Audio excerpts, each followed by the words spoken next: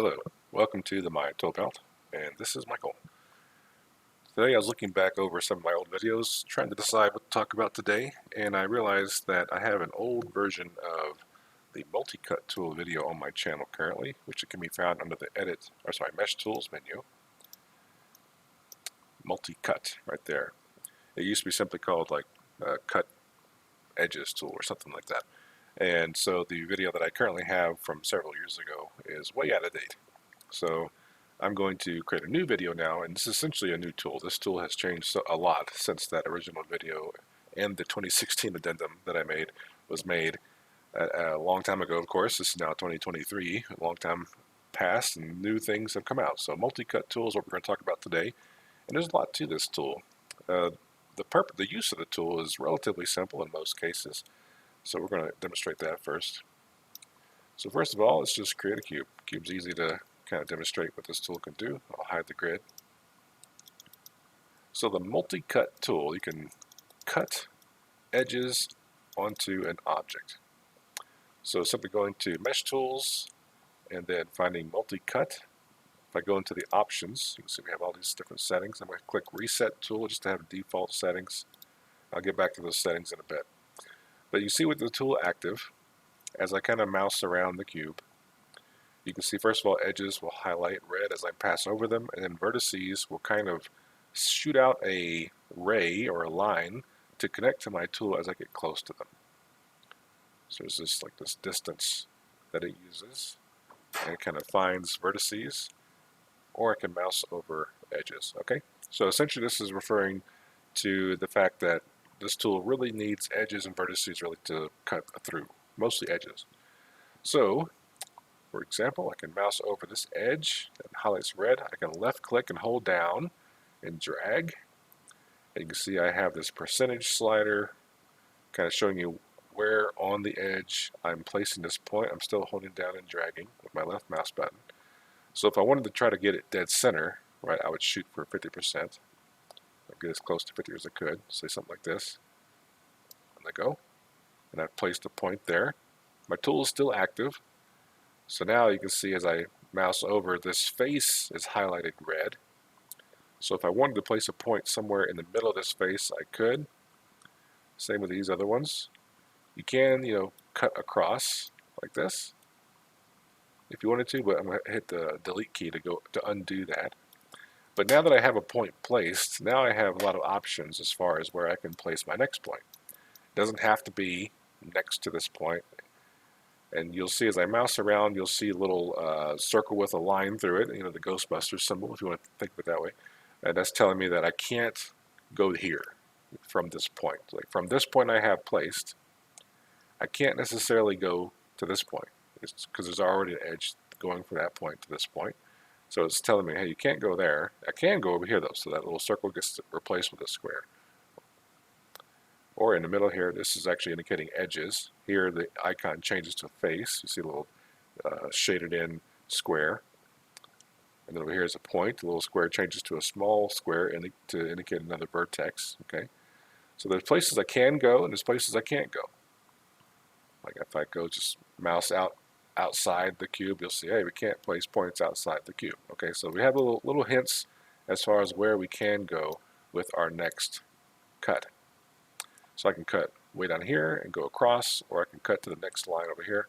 So let's say I go to this edge, left click and drag. Again, same idea, placing a point somewhere along this edge as I click and drag the mouse, left mouse button. And again, I get the percentages telling me where on the edge I'm going to place my next point, and I get the line showing me where the edge I'm cutting into this face is going to be. So I'm getting lots of little hints here as I go through. So let's say I'm shooting for like 80%, something like this. Place there, and I keep going. I can place in other points or whatever. But if I'm done, if I just wanted that one edge cut through, hit the enter key, and that kind of finalizes the cut. It's placed, and now I have a new edge here that I can select and mess with. Okay, so that's probably the most common use of the multi-cut tool, the cutting in edges to a object. So I'm going to select this edge, hold down Control, and press Delete to remove it. If I don't hold down Control, by the way, if I just press Delete, then the vertices remain from that cut, and that can mess you up if you're not expecting them to be there. Undo that again, okay? And if I grab the edge, hold that control and delete, those vertices are also deleted. So good tip there. Okay, so multi-cut, that's like the main real use of multi-cut is cutting in edges into the object. But another way we can use it, I'll left click on multi-cut to activate the tool, and you'll notice that I can, if I mouse over a point, we get that little small square indicating a point. I mouse over an edge, we get the edge thing. I mouse over a face, I get the face thing, okay? But way out here, I get these two little dots. You see that? It's like a little icon of two dots. And what this lets me do, I can click and drag a line through my object, and that cuts through the object like a slice. If you ever play that old Fruit Ninja game or something like that, it's like slicing through the whole thing. Just cut the thing up. Obviously, that's not really clean as far as geometry goes, but you could do it. You have that option. Okay. If I go click and drag and just kind of stop here, it doesn't really work. You have to like go all the way through. See that? Well, that kind of took hold of something there. If I kind of see how what I did there was I actually kind of stopped on an edge, and it's like, okay, we can do that. Whoa, see there? I've got all these weird edges happening without even knowing it. So it's a good idea to be, to be intentional in what you're doing. If I click through here and kind of stop there, okay, I got an edge there, and it goes through here, but it kind of stops there. So it's hard to control exactly where that cut's going to be. So typically I'll save this cut through action for really going through the whole thing, like this. So those are the two main uses. I can click on the edge and I can go into the middle of the face, and then click on this edge and hit enter, and it cuts through like this. You don't have to do one straight line. I will say that if you start here and end in the middle of a face and hit enter, it won't let you. See, I'm hitting enter and it says, oh, error. You must end your cut line on a vertex or an edge. So it doesn't let you finish in the middle of a face. You have to go to another vertex or hit delete to undo that, go to another edge, press enter. Okay? All right. So that's in general how to use multi-cut tool. Now let's look at it a couple more ways. I'm going to click and drag here and place a point, but let's say I want to move my point after I've placed it. I can mouse over it, middle click and drag, and it lets me change where the point starts. Let's say I click here, oh wait, I want to change that. I can middle click and drag, or even left click and drag really, but middle click also works. I tend to try to use middle click most of the time for editing points because some tools require it, and so it's just nice to have that as a consistent kind of language. Always middle clicking to change a point's placement because some tools you have to use middle click. This one though lets you use left click as well. Right click does not work. And then I can click and go to a point. Again, middle click and drag, go to this point instead. Hit enter. Okay, undo that. So undoing, that's a good point. If I place a point and decide, you know what, I don't want that point, if I undo with the Z key, it will. I can also hit the delete to undo that point, the delete key. So Z to undo or delete key to undo. Again, I can middle mouse click and drag and place things like this. If I hit delete, it goes back. Z goes back. So Z and delete both work in this case. And then I can hit enter. And if I want to undo it, hit the Z key, it'll undo the whole thing. So in the middle of a tool, in the middle of the cutting, while it's still not finalized, and you still haven't hit enter yet, you can press the Z or delete key to go back a step to remove points.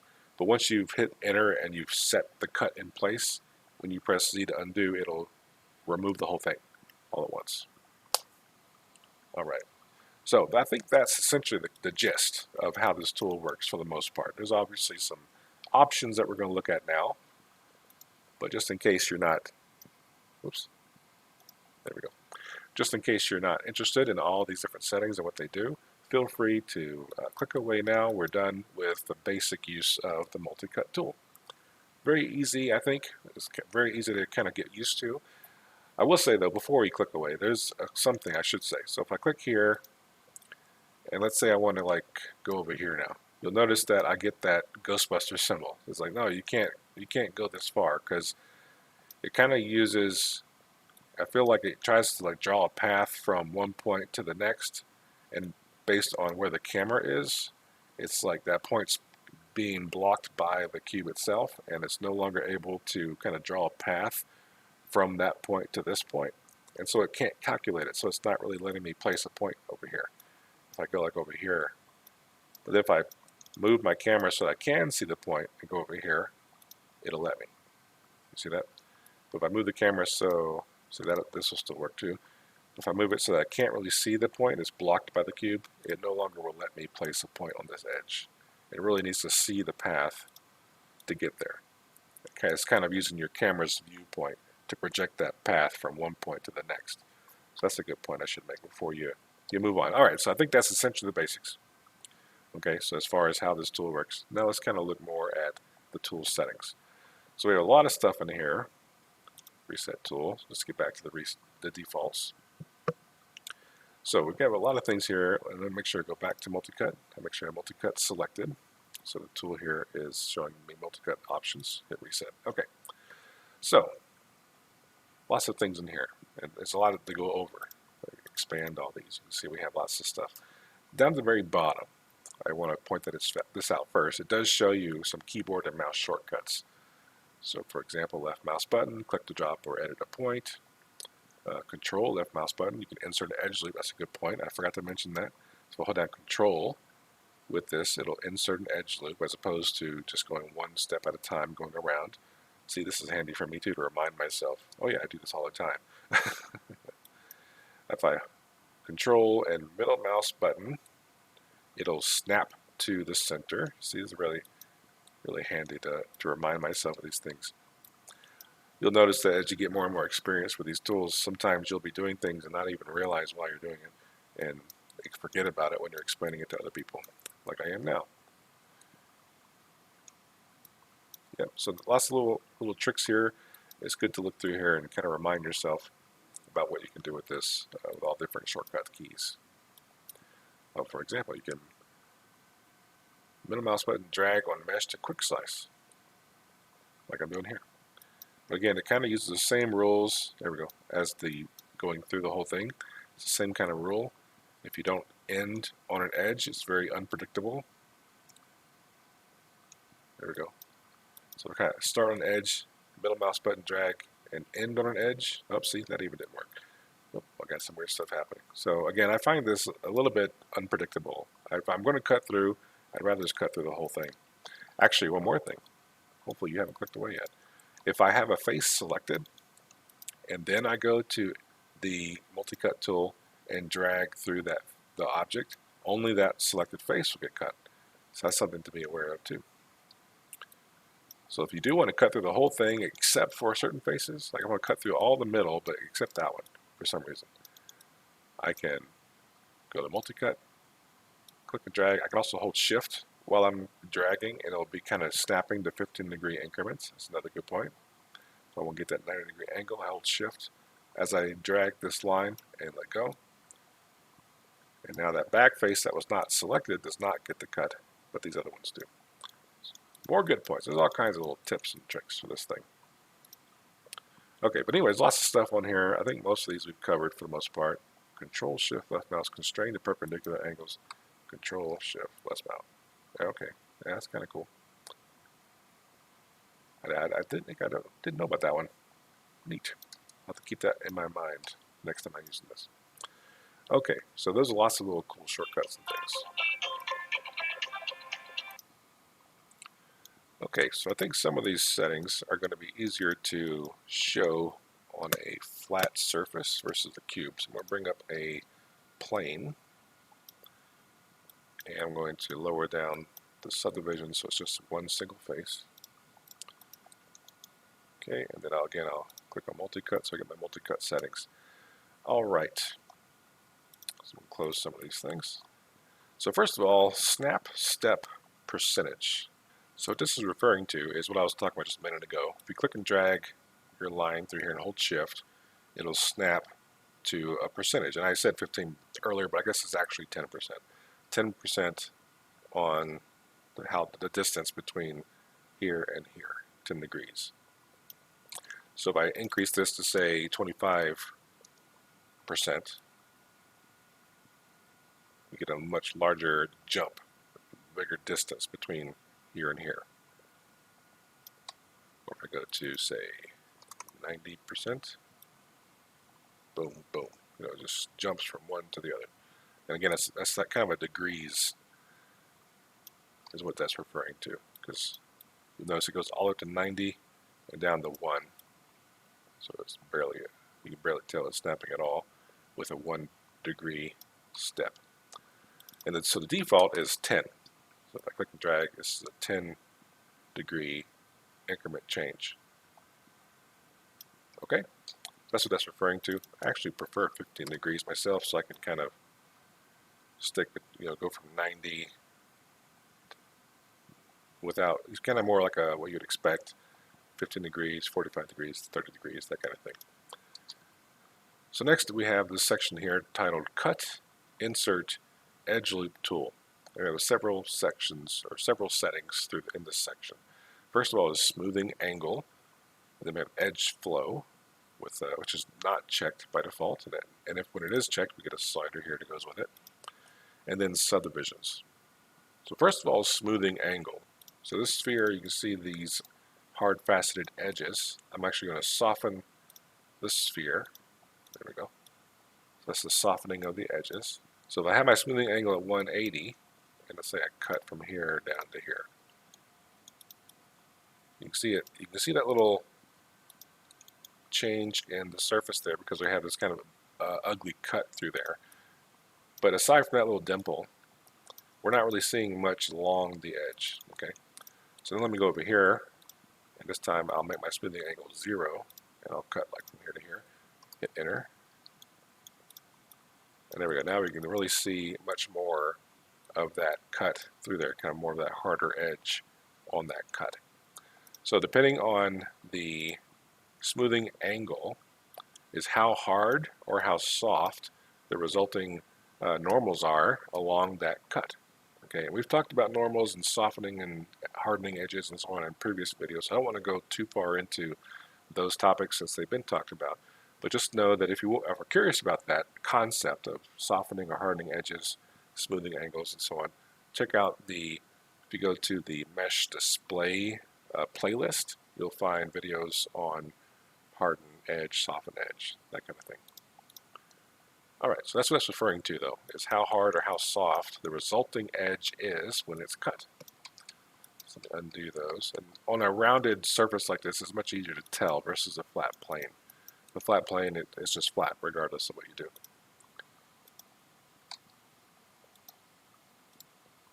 Okay, so then edge flow. Edge flow is checked on or off. It'll change how the flow of the edges is along the cut you're making. All right, so right now it's off. Okay, so let's say I go from here to here, hit enter. It's like a straight line right through there.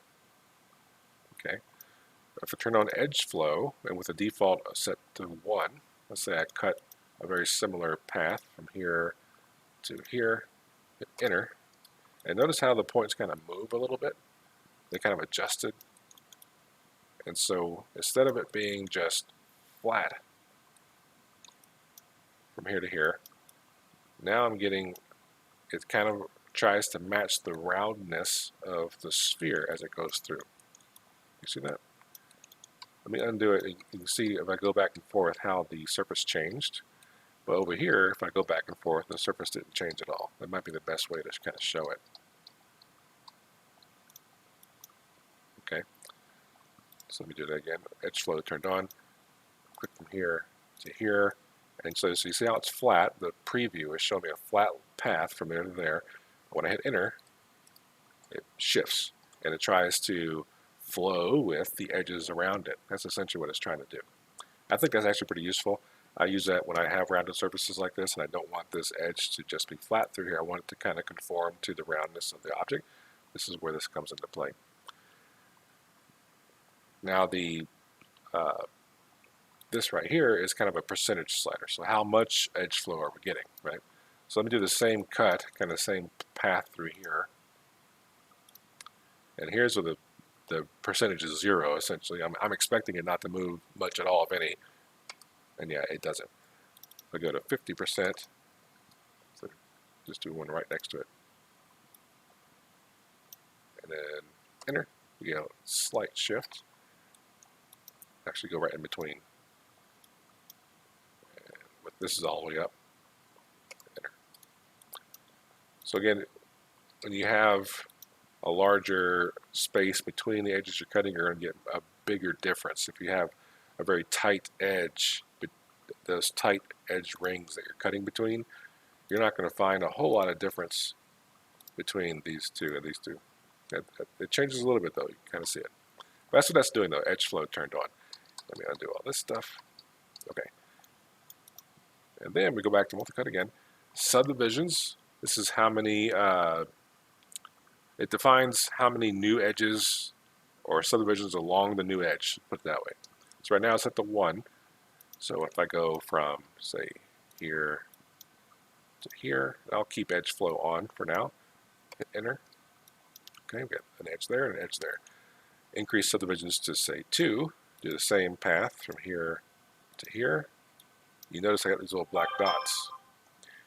You notice I have these little black dots in between now. So this is going to give me extra vertices between. Well, this one didn't.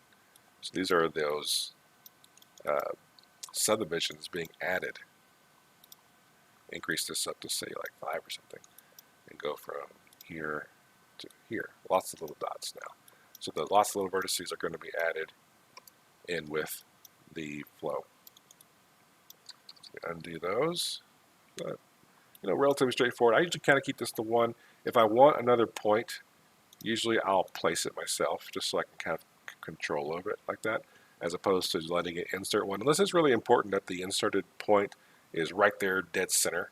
Like if without doing this, I could say put a point here and have a point there, and that's no problem. But with subdivisions turned on, it's going to place that point directly in the center. So keep that in mind. Okay. All right, so that's this section here, smoothing angles, how hard and soft the cut is, edge flow as it cuts in with the flow of the surface, and so on. And then subdivisions is how many extra vertices you're going to get along the cut you're making. All right, so let me collapse that. So that's referring to cutting and inserting edge loops with the tool. Again, you can hold down Control to insert edge loops. So it's going to use these same settings as far as edge flow, like that, or subdivisions when you hold down Control and insert an edge loop. We reset to get back to defaults. So I'm going to collapse that now. Next is Slice Tool. Now, Slice Tool is referring to this thing, slicing through stuff. So we have some settings here for the Slice Tool part of this tool. I'll close this for now. So first of all, they have 3 check boxes: ignore back faces, delete faces, and extract faces. So first of all, ignore back faces. And this is kind of what we're looking at earlier when I was cutting through and not really realizing what was happening behind it. But you see here, let me do that again without it checked, so you can see the difference. Cuts all the way through, right? Even the ones we're not looking at. So with ignore back faces turned on, any face where the normals are facing away from our camera, those faces will not get cut.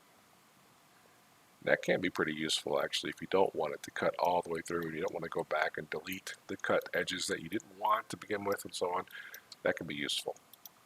So that's ignore back faces, ignoring the faces behind the camera, or the faces that are facing away from the camera, I should say.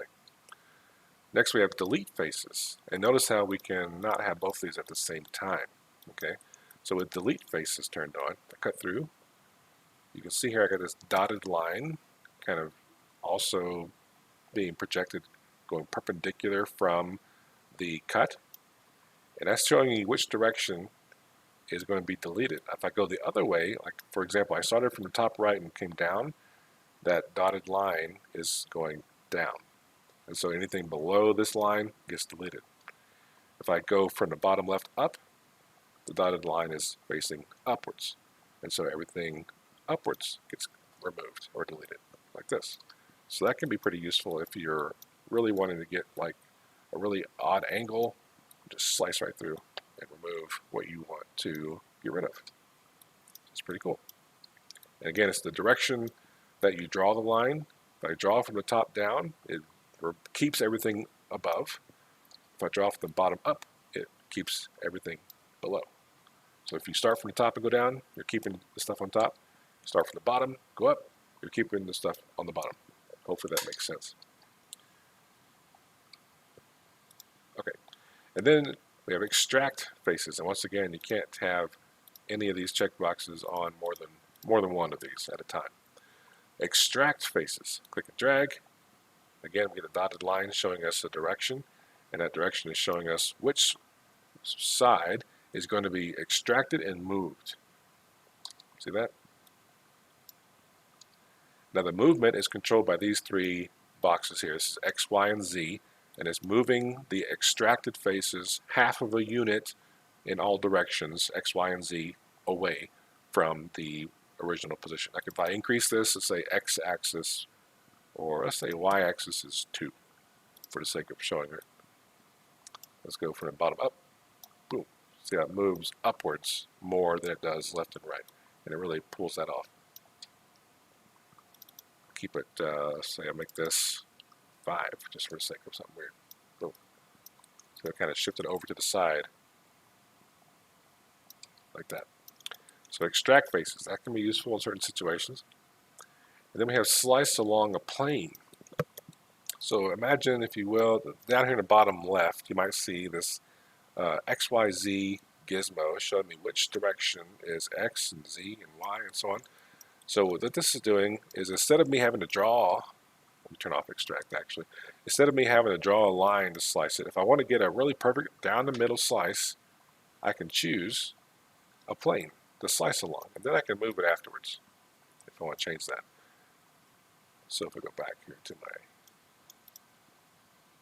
mesh tools, multi-cut, there we go. So I can choose the YZ plane, and that means that, like you just saw, it's going up and to the left and right here from my camera. You can kind of see it down here. It's hard to really show you, I suppose, really easily. Here we go. Using the move tool, I can get my Y-axis and my Z-axis. So that square right there, this red square, if you want to think of it that way, that's the plane that gets sliced. If it's the YX plane, it'll be this blue square gets a slice through it. Or if it's the ZX plane, this green one. So we go back to my tool here. I'm actually going to bring up back this cutoff here because I seem to lose my tool when I do this. So if I slice it XY, get this. I can slice it through like this. Or go back to this. ZX gives me this one. Or go back to this. YZ gives me this one. So you get like this, these perfectly straight cuts through based on the axes rather than having to draw them yourself. So that's what these three buttons gives you, those choices or options. And like I just showed, you can move it afterwards. You don't have to keep it right there in the middle. So that can be useful if you don't want to have to draw it yourself. You want to just slice something, just click that button, boom, you got it done. And that's all we have here under Slice Tool. So there's some pretty useful settings here if you know about them, right? That's the trick, to know about these things. All right, so next we have color settings. So this is referring to just the colors that we're seeing whenever we are drawing. Like, for example, my edge point is blue. See that? And if I draw a line from here to here, this line is this orange color. Okay. Or if I click a point here, and then click a point here, these face points, see that? They're white. I'll click a point there, and click a point there. Edge points are blue still. Let's see, vertex point. Click here. There we go. See, it's yellow. And then we go to there. So the color coding that we're seeing here, this orange and blue and white and yellow, you can change them if you want to. I keep it the way it is. I don't really care about that kind of thing, so whatever. But if you want to change these colors, though, you definitely are able to do that here. See that? There we go. Different colors. reset that. I don't care about that. But if you wanted to change those colors, you definitely could. So color settings, that's what that is. And then we have live constraint options. So these live constraint options are actually kind of in reference to the quad draw tool, okay, which I haven't had a video on yet. So I don't want to necessarily get too deep into this because that's kind of its own video topic. But the quad draw tool, which actually you can find here under the mesh tools menu, quad draw, and go to quad draw, there we go, options here. Live constraint options, same settings are found here as you can here. And I believe, let me just make sure about this. If I change this, if I go back, yep, that also changes. So those are linked. So whatever those settings are for the quad draw, you get the same settings in your multi-cut tool. And that's just simply that whenever you're using quad draw, it kind of has a function where it uses the multi-cut tool and they kind of link together. When I do a video going over quad draw, I think I'll focus on these more. But for the sake of this, I think I'll skip that and wait for that video. And then we're down here again to the keyboard shortcuts. So I think we've gone over everything. I'll hit reset, I get back in the defaults. But yeah, this tool is really handy, especially if you know about some of these little details, such as the slice tool checkboxes here, where you can extract or delete faces really quickly. It can be really useful and kind of save you some time, right? That's the whole point of these videos, hopefully, is to help you save some time. Anyway, that is the multi-cut tool in Maya 2023. Much more updated from my old cut faces tool, whatever it was called back in 2016. Need to update everything as it goes along. I'll never get done with this channel at this rate, but that's okay. Hopefully you'll be sticking around for the ride. And if you have any questions, if I missed something, any details with how this tool works that you think is relevant and you want to share with people, please post in the comments below. Any questions or suggestions for future videos, please let me know as well. Thanks again for watching, and I'll talk to you later.